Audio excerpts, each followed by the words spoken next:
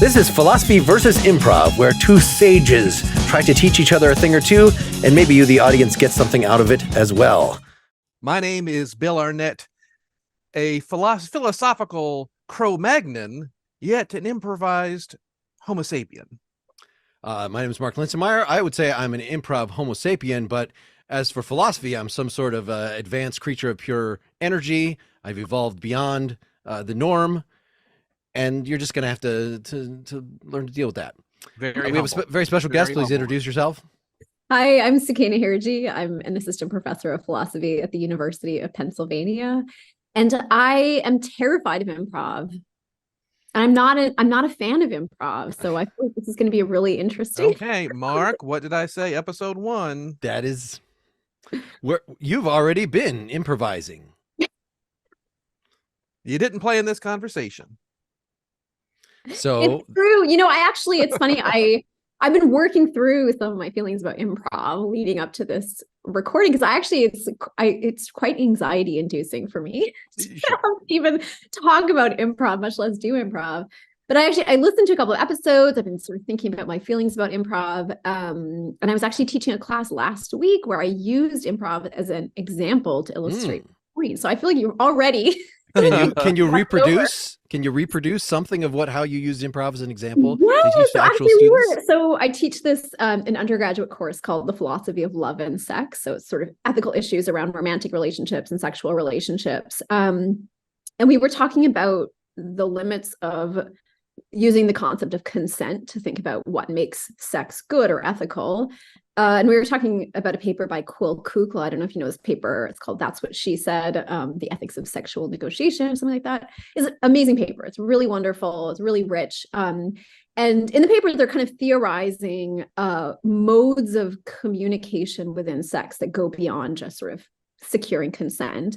And part of the idea for Quill is that sex is a kind of expression of our positive agency. It's a sort of like collaborative thing that we do together that we wouldn't be able to do in the same ways like apart. You can kind of see where I'm going.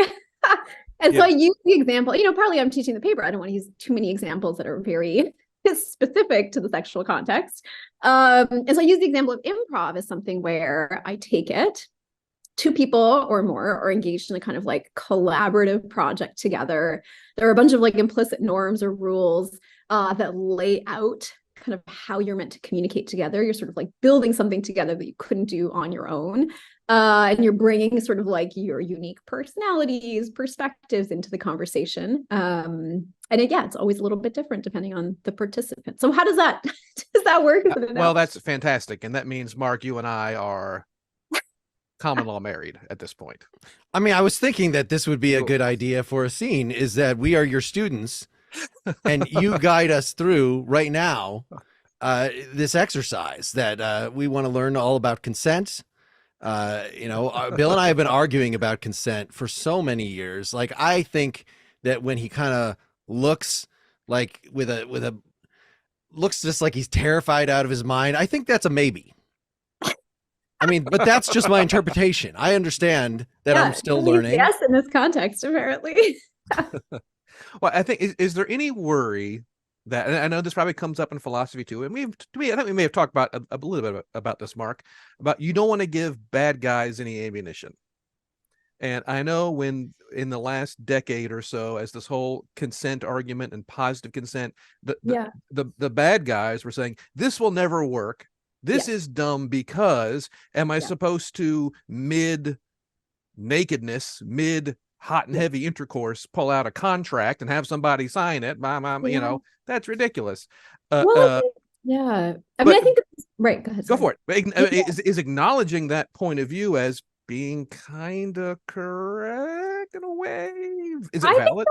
I think that's right. So I think, some of the sort of, I think really powerful criticisms of consent have come from sort of like feminist philosophers. And I think along those lines, right? I mean, in some ways, the idea of this kind of like contractual agreement that you're making, I think there are a lot of sort of problems when you start to think about it in the sexual context. So one is that, a lot of times it doesn't look that way when we're asking whether somebody wants to have sex with us. It's often much more sort of like collaborative process. It's often much less direct. A lot of sexual speech discourse is pretty indirect. And it often isn't in the form of one person requesting and then the other person sort of like agreeing or not agreeing. You might worry that actually creates a kind of dynamic that's very common in heterosexual partnerships where, it's the man is in the position to be like requesting sex and the woman is agreeing or not agreeing in a way where the woman doesn't maybe have the opportunity to express her own sexual agency. And then, as you say, of course, like sex takes place over a period of time. It's not like you're pulling out a contract and like describing everything that will or will not happen over the period of time. And, it's, again, collaborative. Like you sort of hope that both people are bringing something to the table and that it's sort of like building over time. And so, I think there were a lot of limits to thinking about what makes sex ethical purely in terms of consent. You still might think like it's a necessary condition for sex being ethical, that there would be some kind of like clear and affirmative consent. But again, I think, a lot of the discourse around consent is like, how do you prevent a really bad thing from happening? But if you think about sex as something that also has a lot of like positive value, you want to sort of like have tools for thinking about the communication or negotiation that allow you to kind of like express your agency more positively. Sure. I would say that probably the vast amount of sex happening is between people who probably care about each other at least a little bit. Yeah, you hope and probably have established some kind of secondhand communication and whatnot. And I think even if that isn't, because one of the things, I try to talk about with my students is like the reality on college campuses is there's a lot of casual sex between people who maybe will never see each other again. And so you also think about like, what are the tools for negotiation and communication in those contexts that are going to allow you to have like a positive experience, even if you don't really know how to read the person's body language or behavior. You maybe don't have like much of a previous rapport or relationship. Sure. Okay. Now, I know a lot of our audience right now is like, sex, boring. Let's talk about consent as it relates to improv. And Bill, this has actually been on my mind because our last guest, the very talented sketch comedian Kevin Allison, the negotiations about him coming on the show kind of went over about a year. And I think by the time he got around to consenting to be on the show, he did not remember that there would be actual improv involved from him. And he thought maybe we were just going to talk about him. I'm not sure what he thought, but when we actually then got into a scene, he looked a little surprised, and he did very well in it. But then at the end or somewhere he said, like, I didn't know we were going to be doing improv. And rather than interrogate that, we just, went with the flow and we finished the episode. But I wondered, did we do something seriously wrong there? Yeah. A couple weeks ago we talked about. I'm sorry, go ahead. No, I was going to say we talked about the ethics of lying to a person to secure their consent. So you see this all the time, again, to use the boring example of sexual encounters to help illuminate the much more exciting case of improv encounters. You see this all the time, right? Like people on dating apps will lie about their height, will lie about their occupation, will sort of like not maybe tell you that they have kids or have a partner or, whatever it is. And a lot of that deception, whether it's lying or neglecting certain kinds of information that somebody else might sort of expect to have. A lot of that, if you think of it as intended to secure somebody's consent, I think there's a real question about the ethics of that. And then it gets complicated in cases where somebody might be withholding information because it actually might put them at risk. So, your race or your religious affiliation or whether you're trans, I think it becomes very hard to think about when it might be appropriate actually to withhold certain pieces of information. Yeah. I mean, just to clarify, I did not lie to Kevin about the content of the show. It was a misunderstanding, perhaps. Would he have agreed had he had all of the information? He didn't agree last year when he clearly had all the information. Right. Yes. Yet when I returned to it. Right. Yes. So at what point I told you that I would never fall in love with you a year ago when we started this relationship. Yeah, we were. So it's your fault for spending all this time with me and letting a relationship develop. Don't you see? Yeah. No, I blame Kevin firmly. Do we have plenty of things on the table now? Bill is a master in guiding apprehensive folks like yourself who are willingly engaging. You consent. I We're going did to do some consent. I improv. just signed the All right. guideline. To do some improv, doing this in a, and I suggested one way, which is basically make you still a teacher, which we've done to some philosophy professors. But do you have some other sneaky suggestion, Bill? Not sneaky, sorry. Creative suggestion. That's totally fine. And again, improv comes in a lot of flavors these days, and it ain't just one thing, and it can be a lot of different things. In the same way, music. Hey, who loves music? Let's listen to music. It's like, well, what kind of music? What mood are we in right now, and what kind of music is good or bad for that mood? The same way improv can come in a lot of different flavors as well. I just like all kinds of music, all kinds. No, that's a lie. Yeah, equally, all kinds equally. Doubt it.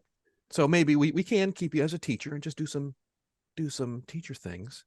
In fact, I'm sorry, Professor, but I told Mark that I was going to do the graphics for our presentation, and we roll up to our first meeting, and he had already prepared graphics for our presentation. Yeah, that's what you asked me to do.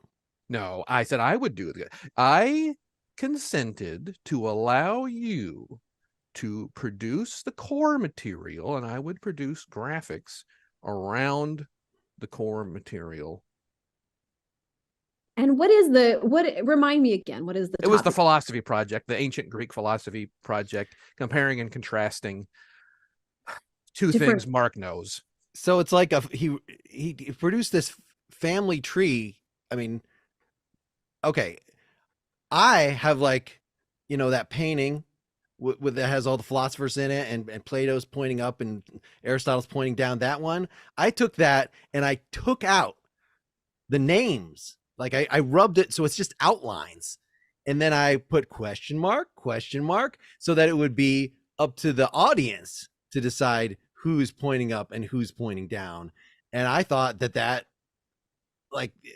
what is better than to give the audience the ability to choose? We agreed upon a process.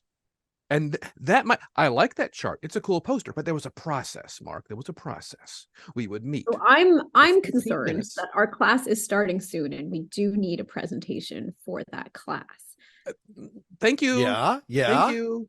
So I have the chart. I mean, we don't need really anything else. We don't need the chart yet. There is a process, Mark. We must follow the process, okay? We're going to meet 4 times over the next 2 weeks for a total of 30 minutes each, at which point we will make clear delineations between source material, between research, and between the presentation topics and the media that we'll produce. At that point only, we will then produce the charts and learning aids, okay? That's what I agreed to. Well, clearly, as the professor just said, you got the date wrong. We're presenting now, today. I'm ready. Are you ready? Do you have things to say that are relevant to this graphic that I've produced?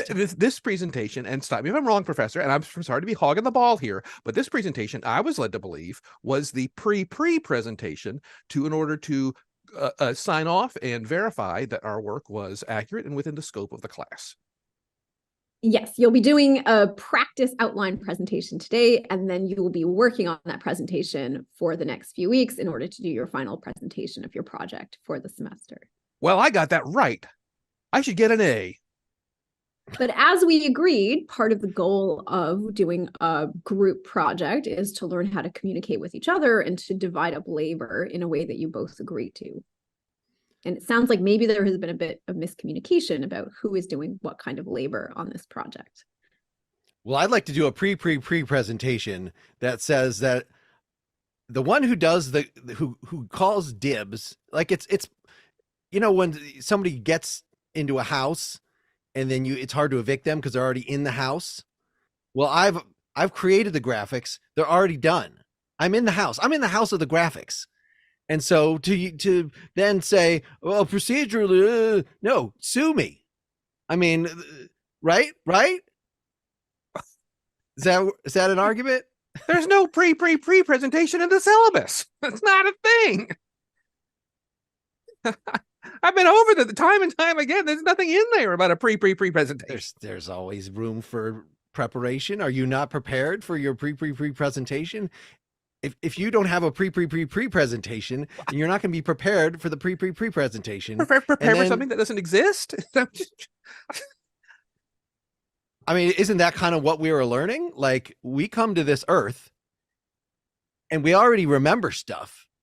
So it's like before we were born, there was a pre-presentation. Isn't that Plato's view, Professor? I appreciate that you did listen to the lecture on the Meno, and I hear where you're coming from. You're referring to the view that all knowing is really just a kind of memory of things that we knew in the previous life. Okay, I'm not have we I'm covered not that yet? sure how relevant that is to the current conversation. I think right now we have a kind of practical problem where we're trying to figure out how we can get the two of you into a place where you're able to present to the class a substantive project. And I think some of this discussion is not going to be helpful to getting to that place. I mean, there are a priori rules about presentations, among which is whoever does it, then it's done. And that's the part they get to have done because they did it already. And so the consent, it's easier to ask forgiveness. And in fact, it's the obligation of people to give forgiveness because you already did the work. I spent a lot of time doing these outlines with one of them pointing up and one of them pointing down. And there's even some figures on the outside that I guess are like Hume or something. I don't know. We haven't gone to that, but that's what I wanted to work out a little more with you, Bill. Well, and the time schedules aren't labor. The Google the doodle and time spreadsheets aren't. I mean, that doesn't count as labor. That was helpful. Sure. I will let you do the chart, Mark. I will let you keep your precious chart if you will agree to the outline that I have presented for the next 2 weeks. Okay.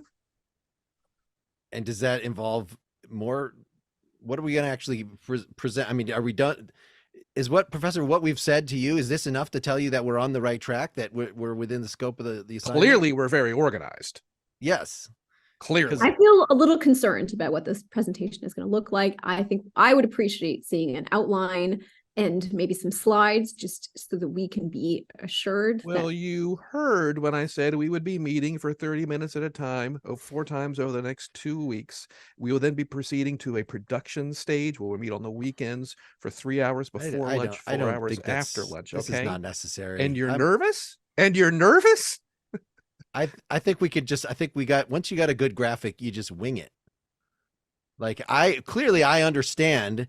And I think from talking to you, you understand that Plato is the one pointing up and Aristotle is the one pointing down, because like Aristotle is into the devil. I think I haven't gotten that far in studying why he's pointing down. But I'm a little concerned about this project. I feel, I'm hearing that there are 2 different ideas about what is going to take to make this project work. I also worry a little bit, Mark, about some of the lessons that you've drawn from this course. I think, I appreciate that you're drawing on figures that we've talked about in the class, but I think maybe we need to have a conversation about exactly what Aristotle was committed to. So it wasn't all about the devil. I think there was, unfortunately, no conversation about the devil in Aristotle. I did want to say that when you going over the syllabus, I see that there is a word count minimum and maximum, but since part of it will be oral, people have different reading speeds and some words take longer to pronounce than others. So I felt it was a little inaccurate. Maybe some guidance around that. I don't want to. I appreciate your feedback. I'm not sure that this is the best use of your energy and attention. The resolution on the projector. I know there's going to be an overhead projector for our slides. Sometimes those projectors in the older lecture rooms are just like 300 DPI. And if we're going to be doing graphics, then knowing that will help us then go back and pick font size. I think, is that something we can work on? Some of these details are maybe not the most relevant to the goals of this project. Well, I mean, if they can't see it, I mean, it is. There's no information. I was counting on the pointing down with the devil, and I was using as my devil. I Quetzalcoatl is sort of the version of the devil, the Aztec version that I favor. I know there's some controversy about is he a purely evil deity, but I mean, I felt like if I could use the word Quetzalcoatl a lot of times, then like the overall length, the word count could be shorter because that is a very long word. Huitzilopochtli is even better. I want to remind you that this is, of course, an ancient Greek philosophy, and so reference to Aztec deities might be a little bit outside of the scope of what we're talking about in the course. And you don't get double letter score for X's, by the way. This is philosophy, not Scrabble. I mean, it seems very Eurocentric. Would you recommend, Mark, if we're going to use your chart, and it's okay using your chart, I just think you use kind of a fine tip marker. And again, if we're going to get people to see it from the back of the room, maybe we want to use a heavier weight marker. Right.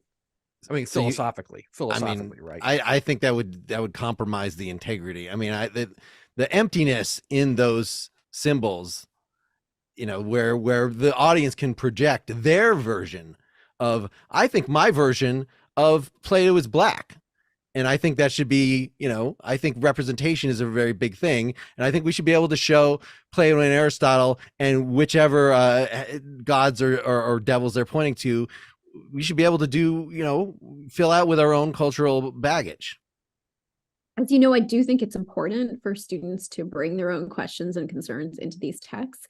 But I do think there's a point where there's a risk where you might be actually misrepresenting what those scholars represented or what their views were.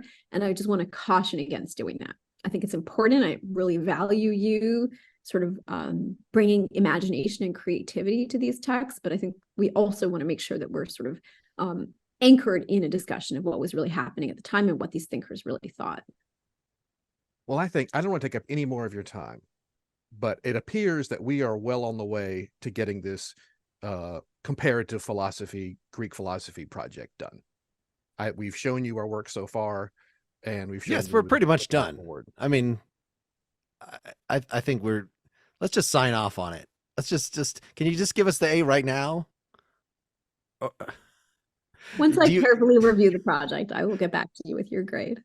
Sure, but I mean, this pre-presentation, this is everything is acceptable. Clearly, there's a path forward, and results will occur and they'll be presented. But the path is clear. Bill is very uncomfortable unless he gets really, really firm consent that he's on the right path. It's okay if you don't mean it. Just say yes. Is there anything missing from our presentation that you would like to have seen? I think, I haven't seen very much of it yet. So do. You have. There's nothing left to show. This is it. This is so far. This is what we have. What would you say is missing from this comparative philosophy course of the primary Greek philosophers? I think I'm looking for a little bit more accuracy. I'm looking for maybe a couple more slides with some information. Give me a number of slides and I will get that number correct. Boom. There's your accuracy. Yeah, we can duplicate the one that I have, and then we can write different things in it. So one says Plato on one side and Aristotle on the other side, and the other one we switch them. So you're like, wait a second, does Plato also point down? Is he also into the devil? What kind of music is he into? I hear that he says certain modes of music are allowable in the Republic. Certain modes of music should be kept out of the Republic. We assumed that he wanted the heavy metal out, but maybe he wanted it in. It's thought provoking. People will respond to that. I appreciate the sort of enthusiasm that you're bringing to this project. I think these are really interesting questions for Plato about what exactly he was worried about when it comes to music and what sorts of music he would be most worried about in the city. I worry that the slide you're presenting maybe doesn't communicate all of the relevant information. It doesn't cite the relevant texts. You're not giving students enough to work with. You would actually like to see us put Plato's thoughts and ideas onto the slides. I think that would help. Actually present his philosophy. I do think that was how I laid out the project. Yes. That's something we can certainly work towards. I mean, as long as it fits in the dialogue bubble, we got to be able to boil something down to, I don't know, you can fit maybe 25 characters there. That probably you can sum up either their philosophies over the course about of a like number that. of slides. Yeah. Which we still are waiting to hear from you. How many slides? Like crew, and then we can have you know, the doing the little devil ears thing by one of them. Ears? I mean, is that the horns? Okay, ears and horns. Fine. You're gonna pick at the details. Philosophy, like, it's the broad strokes that matter, right? That's you know, up versus down. That's what I've gotten out of the course so far. I do want to remind you that there is no mention of the devil in Aristotle or Plato, and so I do worry that mentioning the devil in your presentation might be a little bit confusing. Maybe we can discuss that during our third meeting. Mark? All right. Perfect. All right, but we do know we need some like Dokken or something playing during the presentation. That's what I've gotten out of today. What's missing is the soundtrack, and I'm calling dibs on that. Yeah, we'll stop right there. Yay. We'll let you go. We'll set you free. Boy, I very much enjoyed your very calm, politically conscious. No, it was giving me some teacher anxiety. Feel free to cut loose. Feel free to you can be the bad guy. You can be the anti-you if that helps you. Do you have without outing any students as morons, are there any stories that you can refer, like, how patient do you have to be with your probably not to that level? Yeah, I mean, yeah, I think, you know, in that context, I would probably be, you know, it's very, so, I mean, part of what's hard about improv, right, is like, for me, is inhabiting a different personality or character than the one I have. And so in this scene, you know, part of what I'm asking myself is like, how well do I know these students? Do I know their background? Do I know how they've done in the course so far? Like, where exactly has the miscommunication happened? Because typically, I think if students are, you know, in that sort of situation where they're very confused about a project, like, I think it's my fault. Like, I have done something wrong. I have failed to communicate the details of the presentation or the details of like the substance of the course in a way that has helped them. So in that sort of situation, I would be wary of being too hard or critical on the students, because I would sort of think the problem is ultimately something that I've done. Yeah. No, that's definitely the people who are react out and people who react in are probably two groups of people. We've all probably met each of them in our lives. Yeah. I mean, just generally, I do try to be quite patient with students, and I think there's a way of being patient where you can still be pretty demanding and hold them to pretty high standards. But I think it's, you know, involves building a lot of trust over the course of a semester. So yeah, it's interesting to sort of like hop into a scene where you don't really know where you are in your relationship with the student. Yes, but the idea I was going to say, everything you just said about how do I know these people, and that how that then determines how you treat them.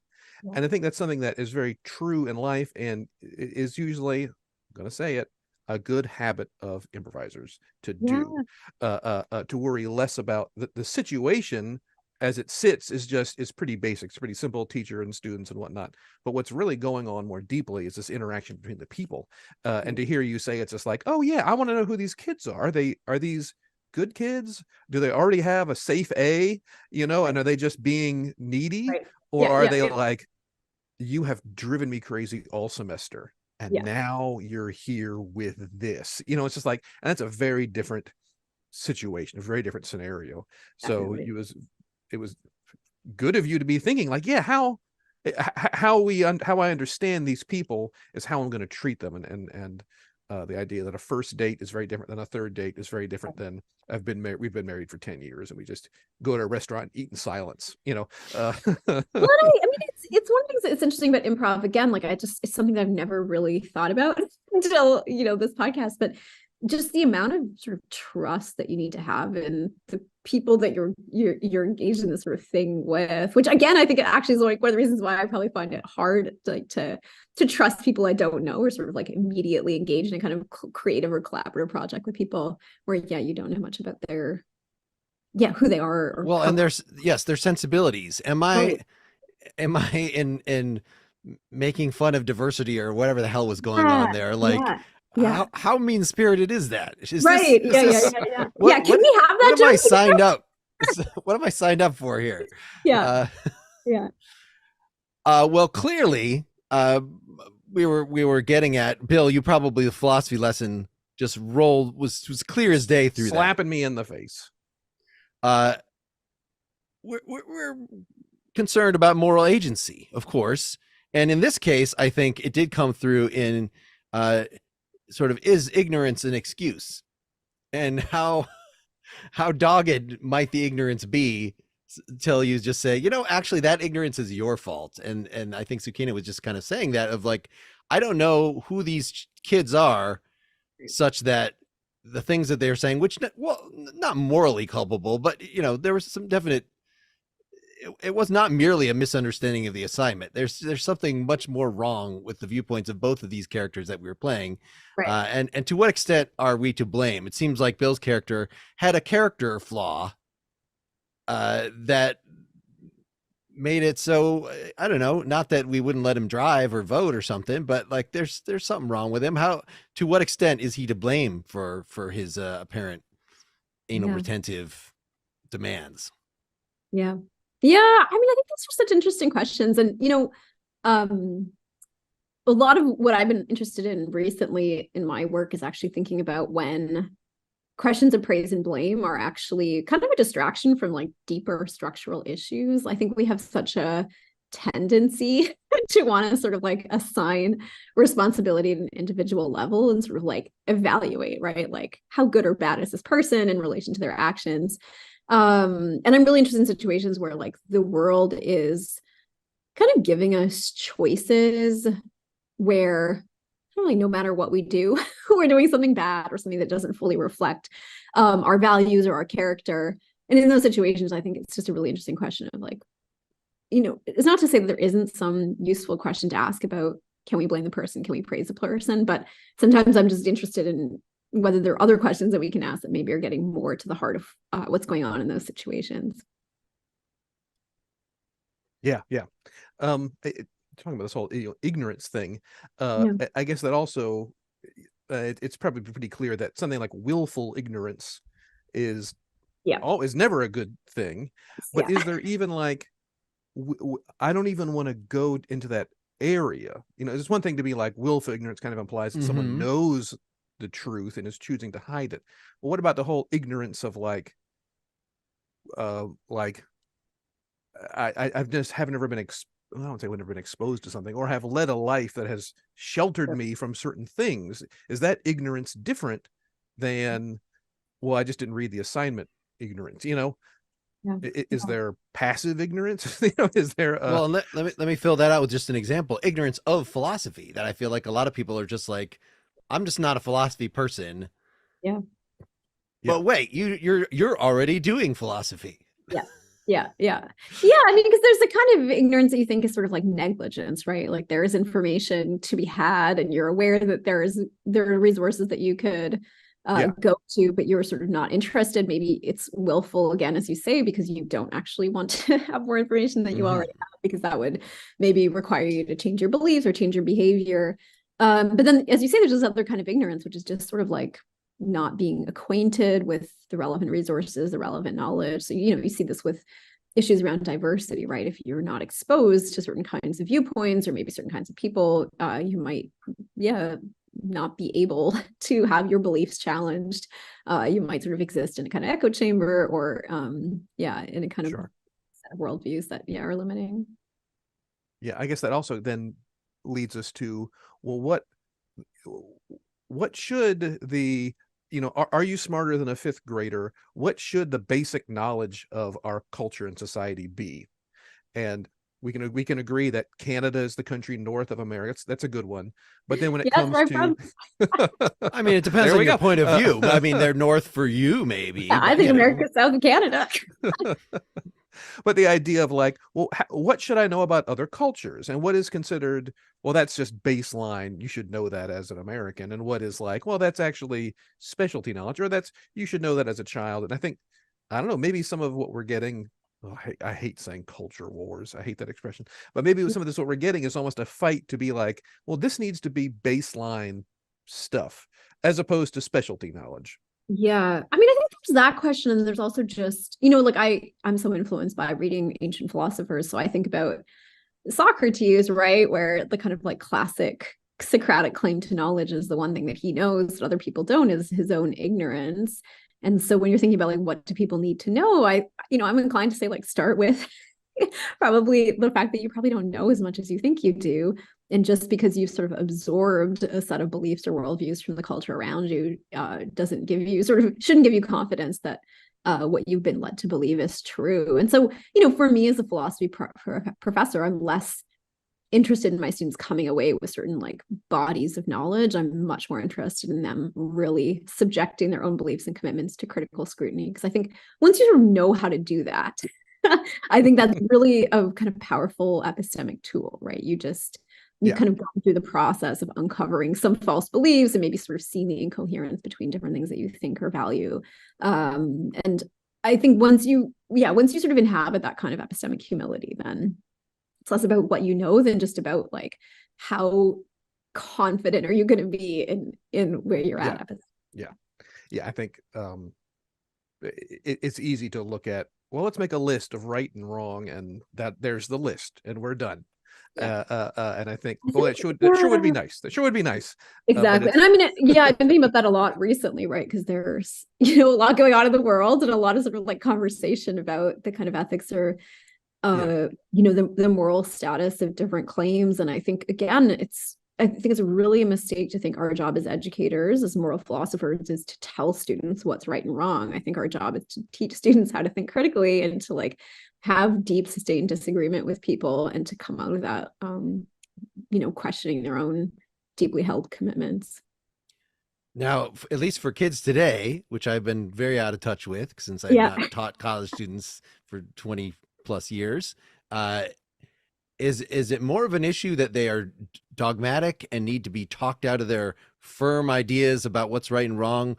Or is it more that a skepticism, a humility actually is too rife in the culture, such that I don't have any opinions because, again, Whatever, that's just man. kind of like what, and I think some of what my character was doing were like, I want to make decisions based on what is going to be the easiest way to finish this assignment. So it's more laziness and trying to get them actually engaged and to have some beliefs, some relevant beliefs to the class. Yeah. Which of those is more of an issue? I think that's a good question. And, I wonder if it depends, on the culture of the campus that you're at. I've been really, honestly, very surprised and impressed by how strongly held our students' moral commitments are. And I've really seen that in the last few months. The students have been very politically active. They've been very sort of vocal about their political commitments. And even when I don't agree with what they're saying, I'm sort of impressed that like at the age that they're at, they're very connected to like the world outside of them, to the communities outside of them.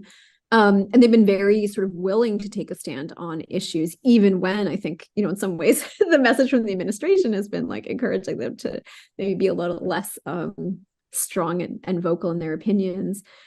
I do think, young people, I don't see them as being apathetic. And, I think sometimes they actually are a little too dogmatic.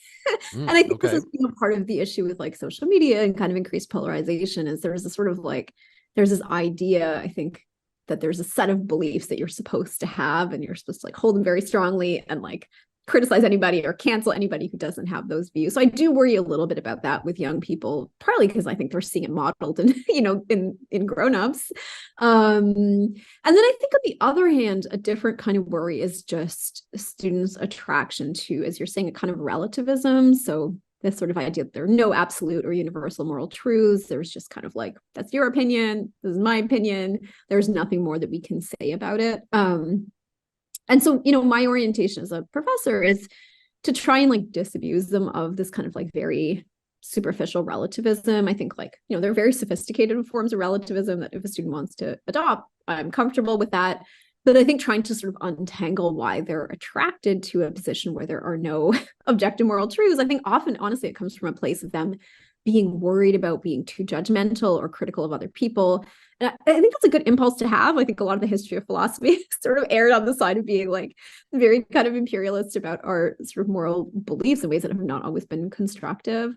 So I want to sort of like get them out of this kind of just like very unthinking relativism. And then I want to sort of get them to question their own beliefs so that they are not too satisfied in any sort of dogmatism, and they're not kind of taking a body of beliefs wholesale from like whatever political party or like social group they find themselves in. So I really want them to be able to kind of take each issue on its own, and to not see things as sort of always a binary, like there's one view and another view. I want them to sort of see that often there's just a kind of like diversity of perspectives they can inhabit. Cool. Do you think some of that it can be I'm gonna say tribalism, but or cliquishness, or the idea of like, I'm young, I don't really know fully who I am, so I better hold on to something or I will be nothing.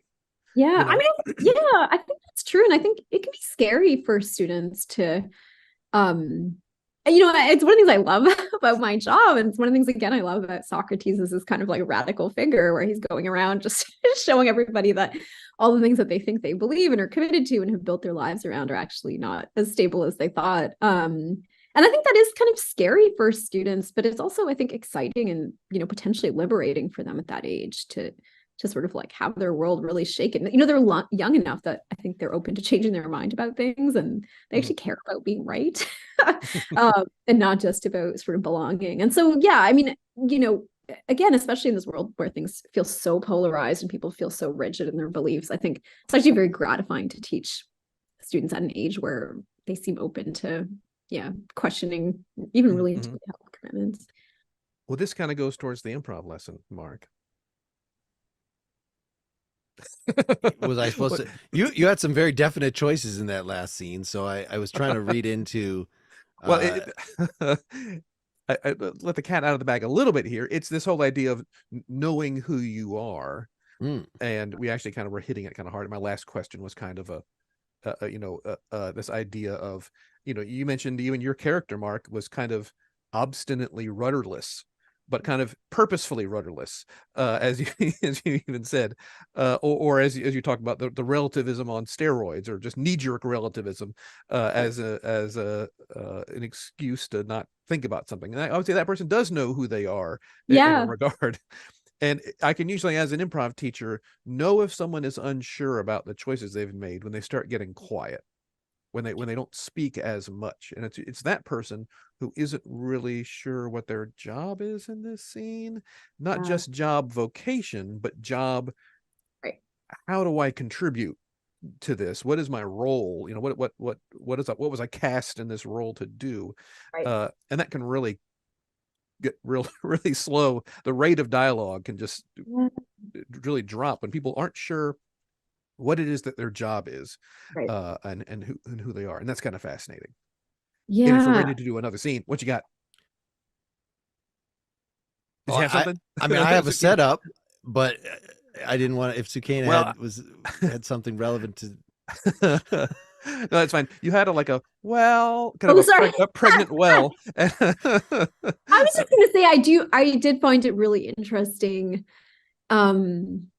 I guess I'm curious in an improv scene, like how much you go in with an idea of who you are and what you're bringing to the scene versus how much that's flexible over the course of the conversation. Just things are happening it's really it's very impressive, like to be sort of like creative in that way, kind of like on the spot.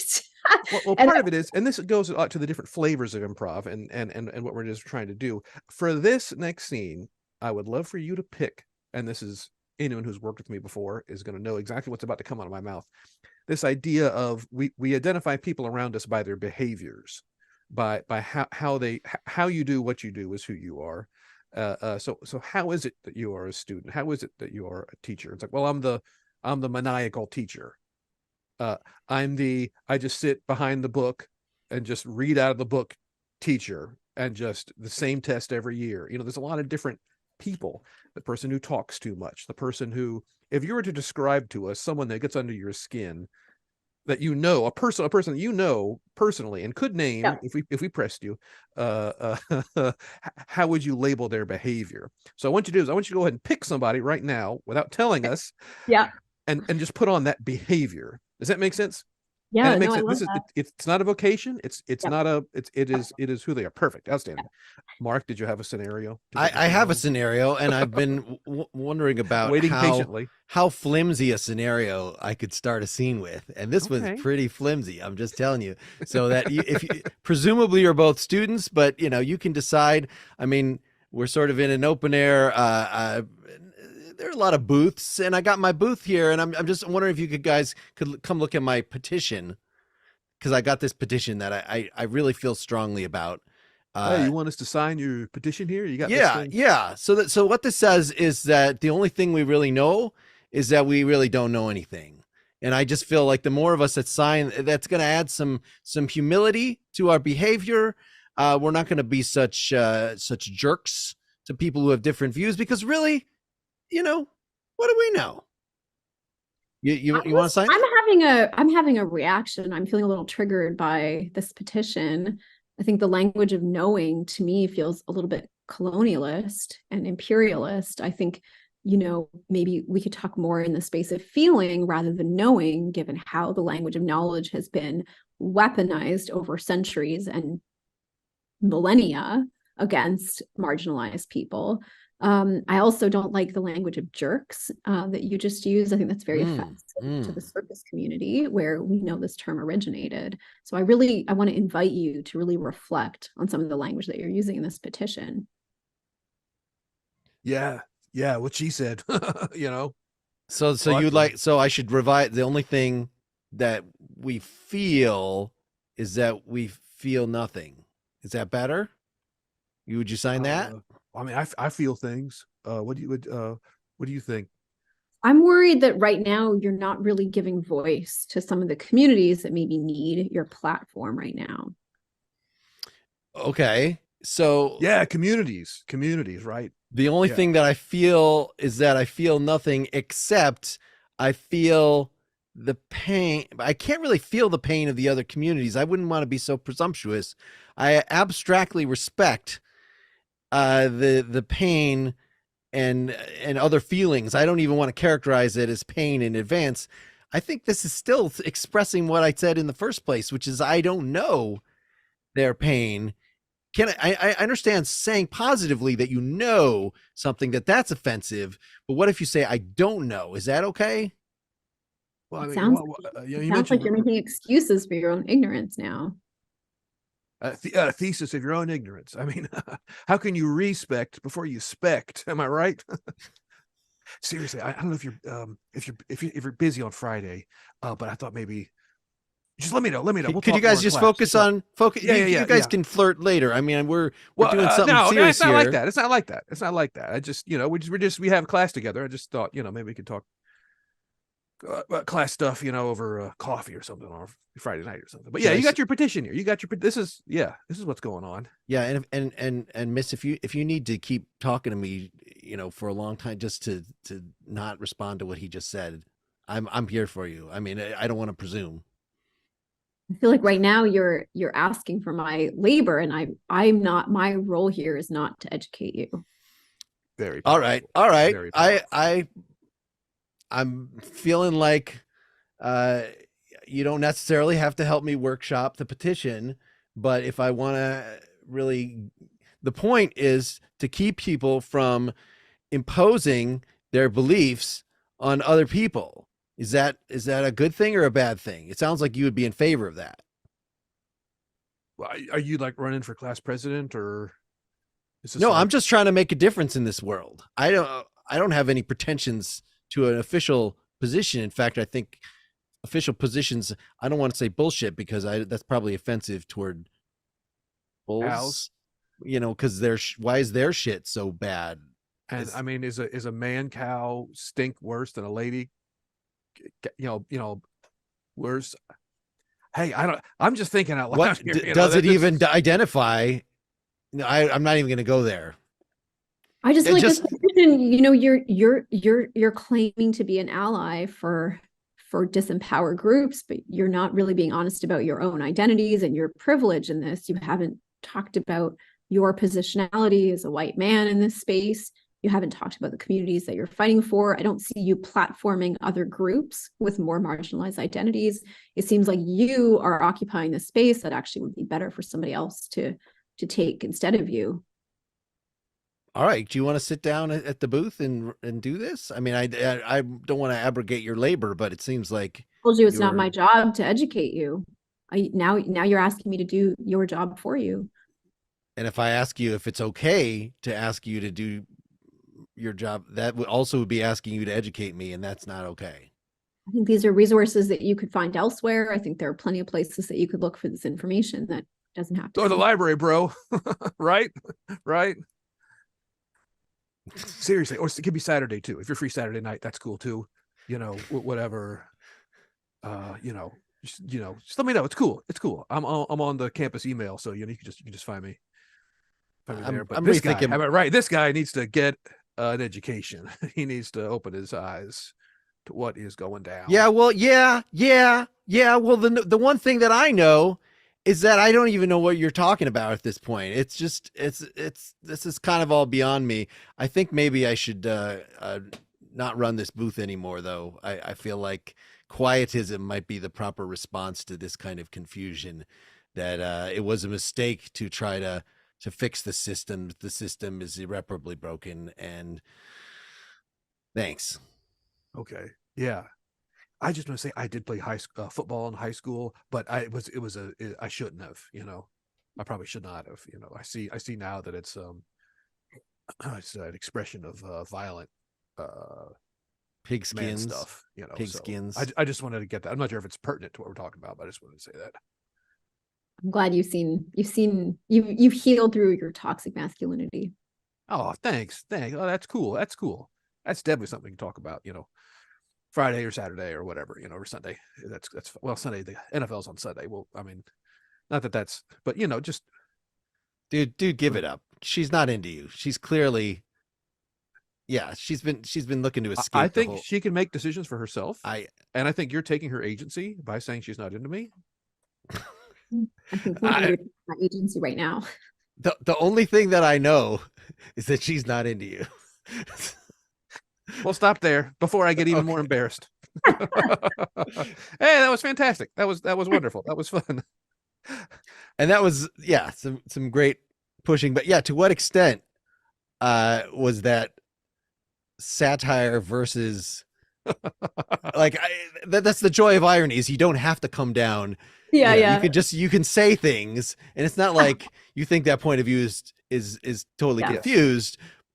But clearly there are, less helpful ways of using it. Yeah, for sure. Yeah. And again, it's, I love my students, but I think they're so well-intentioned, but sometimes it comes across in these ways that are sort of overly militant and often attacking the people that are actually trying to be allies and whatever social justice cause they care about. Well, it's difficult because that's something my wife and I talk about. When you're on the moral high ground, you end up looking down on everyone else. So it's good to be on the moral high ground, but you have to be careful.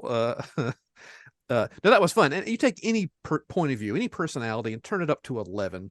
Just put the fader all the way up, and it becomes clownish. It becomes ridiculous in a fun way, and perhaps even in a way where you can actually see some of the cracks in that philosophy. And sometimes I'll do this exercise or something similar, and it's like someone will say, "Can I pick up a positive behavior? I'm just really supportive." It's like, you can, but when you turn it up all the way, you'll see the absurdity of it. Yeah, exactly. Yeah. So that's fun. That's fun to do.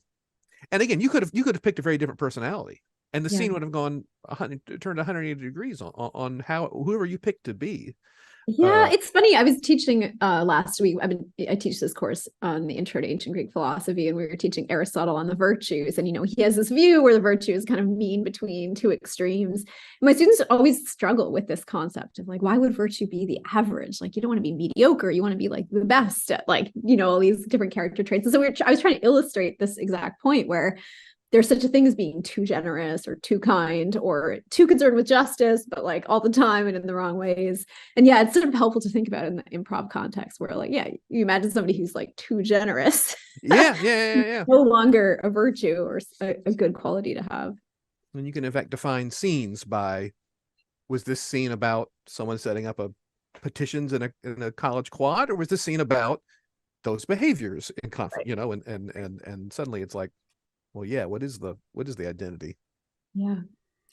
The person I was, unless you had something, did you have something, Mark? Oh, I was brought to mind with the phrase that I can't remember the exact wording of, but something like the path to righteousness is like a razor's edge. And that is certainly trying to be, cut your feet. Trying to be properly woke, you know, for that character that I was being to respond to this. Right.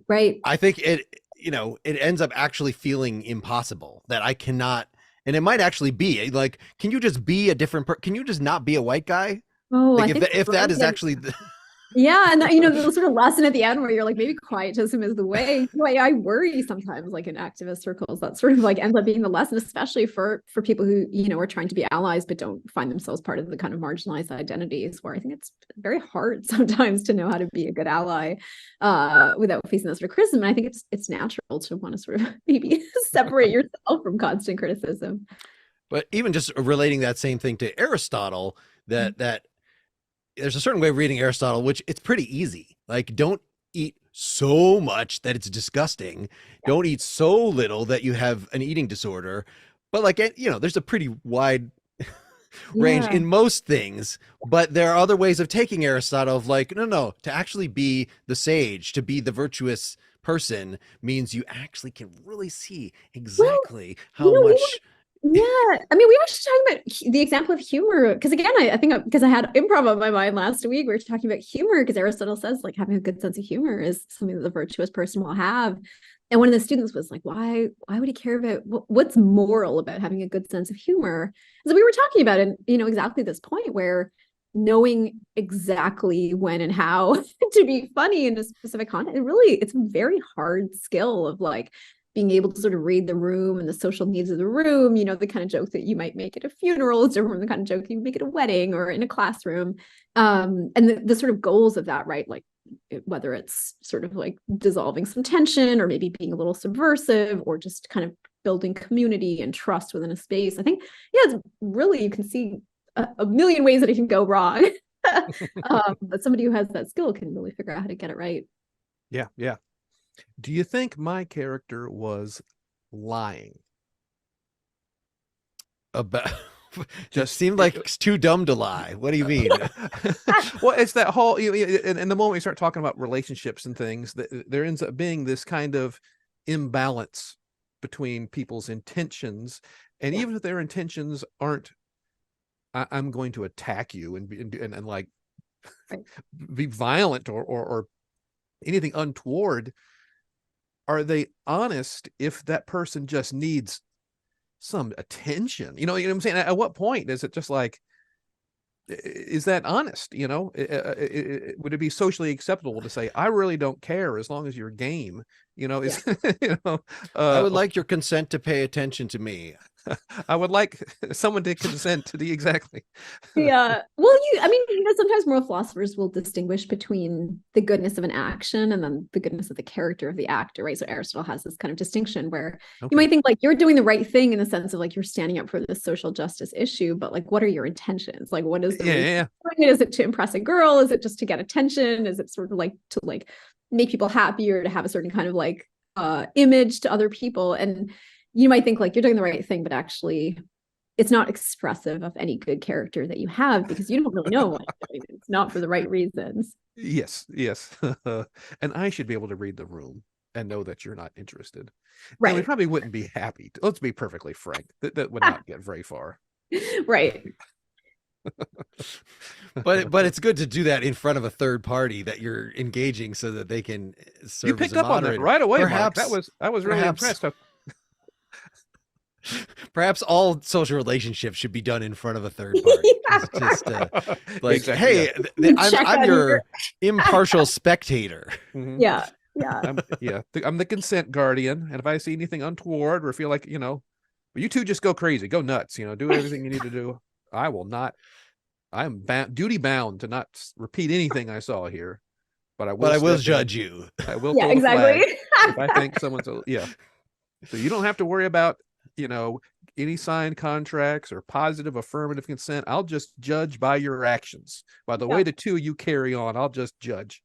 So yeah, all right. I brought a six or a beer, if that's okay. I'm just going to sit back in the corner here and just observe. Can we finish I like the that circle? guy. Mark, we found something. We found the consent person. Are you kidding? There we go. Outside of an improv scene, we found an improv character. To bring it back to moral agency, you were saying, Sukaina, how there's so many more interesting things. And I think we've been getting at the thicket of, the usual response to agency questions is it's the society. But we're kind of getting at that it's worse than, it's not as simple as just, well, look what a bad home life and school system. Like, we've all had fine schools, but we have very complicated things to navigate. And so gauging where the person is at, just like you were saying, where are these students at? How experienced are they? What level of ignorance should I expect? Seems much more interesting than like, is it your fault or not? Like, and also, what are the options, right, in that situation? Because I think about that a lot in these kinds of situations where, like, for example, like in the social justice setting that we were doing, where, the Bill character is kind of like hitting on the like social justice warriors. Like, what are your options in that kind of situation? Like, are you going to like reject this person publicly when they're actually like supporting the cause that you care about? Are you going to like have a very uncomfortable conversation in the middle of a different uncomfortable conversation? Are you going to like, play along because it's like easier in that situation? I think these are the kind of calculations that we make all the time. And maybe there's a piece of you that wouldn't mind some mindless, no strings attached. That would be a character choice. Not one that was pursued in the context of this scene. And you need to be okay with that, Bill. You need to be okay with that. So I'll call. Is that yeah. Well, I think we're reaching Bill, do you want to fully reveal your improv lesson? I'm gonna let the cat out of the bag when I was just talking about this idea of picking who you are, and when going through some of the pre-material, getting ready for this thing, I encountered some of your things about, who we are, what we want, and how we behave and how we carry ourselves. Goes a zillion miles to defining who we are, and perhaps sometimes it's easy to look at this. Every choice I can step back from my life and make a sound judgment is just ridiculous, and that we are especially anytime moments where romance are involved and we're giving over to our animal brains, it becomes very difficult, if not impossible. And we are how we behave, and that was kind of that. I love that. It's a very Aristotelian lesson, that we are how we behave. You hear that, Mark? Yes, and I guess you had, when I asked you to reveal, asked you to reveal the lesson, but yet you'd already revealed the lesson. I had already pre-revealed. That was your preparation for the presentation. Well, it came to it, and then we were doing another scene, and the subject matter was like, just skirting all around it. So it's like, I got to read the room here. It's like, I'm going to say it now because it's going to land. It's going to land right now. Yes, the teachers know you got to repeat things a few times for people to figure out what was your lesson, Mark? I mean, did I have a lesson, or was it just a topic phrase about agency that I had seen on Sukaina's website, basically, and said, "What can we do something about that? Can we?" Fair enough. But I guess that's the question that we three now as a committee have to decide. The onus is mostly on the guests, but we each get a vote whether that flailing around the topic of, I actually think the topic of agency went to a very interesting point in response to what Sukaina was saying about like, what are the alternatives. So I feel like, that was also pretty good. And then Bill had his thing. Which of these two lessons, as far as you're concerned, Sukaina, will make the most? We're just trying to make a difference in the world. We're just trying to improve which one are you is gonna keep you up at night? Wow. I really like this idea that we kind of are how we behave, again, because I read so much Aristotle. I like the idea that we, our actions sort of reveal our character, but then the way that we act over time also shapes that character over time. I think she just improved your lesson, Bill. I think that's a philosophical spin on it. I think, do you improv win, Bill? Do you, Yes, do you improv disagree? won. Improv won. All Of course right, improv all won. Of right, course all improv right. won. Improv won. That's what happened. I did like the agency stuff, and I did like having those discussions, and it is nice. What I've enjoyed very much, Mark, about this whole process and whatnot, and especially the philosophy guests, is this notion of like, we should be able to step back and leave ourselves out a little bit with some humility and some patience, and to be able to put our own stuff to the side. And that has been cool for me. And this was definitely a topic that could have easily gotten little nasty, and so it was cool to do that. So half point to philosophy. Well, I suspect I'm grateful to both of you for coming today. I won't say I know it, but it's a theory that I'm playing with. Okay. Well, thank you guys so much. I actually learned a lot about improv. Well, this was super fun. Thanks for being on, and best of luck as you wind down the semester. All right. Take care, guys. Bye, listeners. Bye-bye. I should sell my soul. Bankrupt. Bankrupt.